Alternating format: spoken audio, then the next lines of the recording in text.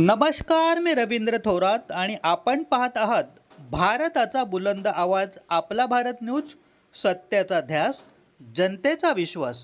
एक मोठी राजकीय घडामोड.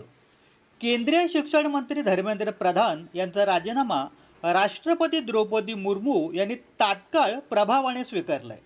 पंतप्रधान नरेंद्र मोदी यांच्या सल्ल्यानुसार भारतीय राज्यघटनेच्या कलम 75च्या खंड 2 अंतर्गत राष्ट्रपतींनी हा निर्णय घेतला आहे.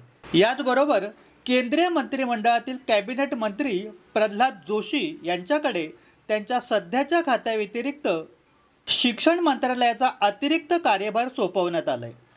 राष्ट्रपती भवनाने जारी केलेल्या अधिकृत निवेदनानुसार हा निर्णय तात्काळ प्रभावाने लागू करण्यात आलाय. या निर्णयानंतर देशाच्या शिक्षण मंत्रालयाची धुरा सध्या प्रल्हाद जोशी सांभाळणार आहेत.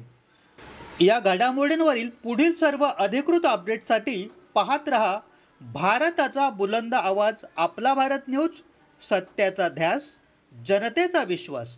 धन्यवाद.